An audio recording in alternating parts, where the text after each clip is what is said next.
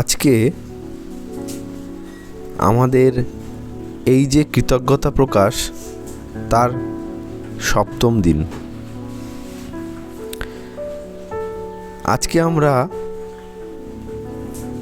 অভ্যাস করব কি করে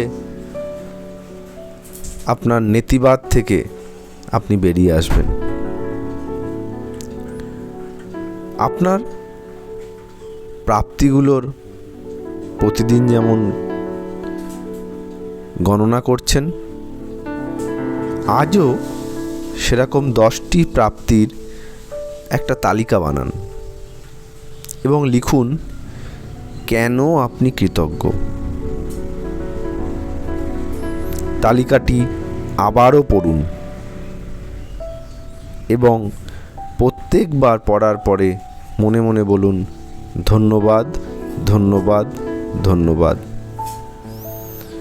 প্রতিটি প্রাপ্তির বিষয়ে যথাসম্ভব কৃতজ্ঞতা বোধ করুন।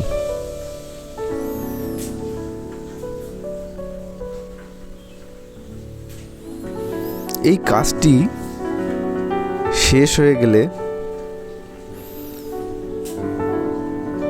আপনার জীবনের এমন একটি সমস্যার কথা ভাবুন যা আপনি সবচেয়ে বেশি করে সমাধান করতে চান।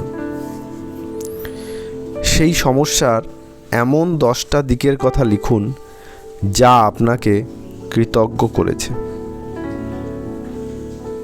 তাহলে কি বললাম? আপনার জীবনের এমন একটা সমস্যার কথা ভাবুন যা আপনি সবচেয়ে বেশি করে সমাধান করতে চান। সেই সমস্যার এমন 10টা দিকের কথা লিখুন যা আপনাকে কৃতজ্ঞ করেছে। তালিকার শেষে লিখুন আপনার কি কারণে আপনি তার প্রতি কৃতজ্ঞ, সমস্যাটির প্রতি।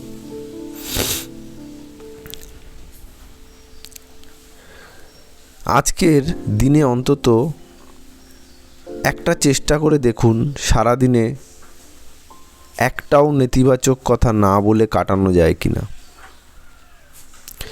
যখনই দেখবেন আপনি নেতিবাচক কিছু ভাবছেন বা বলতে চলেছেন, তখনই থেমে যান আর বলুন কিন্তু আমায় বলতে হবে আমি সত্যিই কৃতজ্ঞ। যে কেন কৃতজ্ঞ তারপরে বলবেন। আজ রাতে শুতে যাবার আগে এক হাতে চেপে ধরুন আপনার সেই পাথরটি আর বলুন আজ সবচেয়ে ভালো যা ঘটেছে তার জন্য ধন্যবাদ, ধন্যবাদ আর ধন্যবাদ।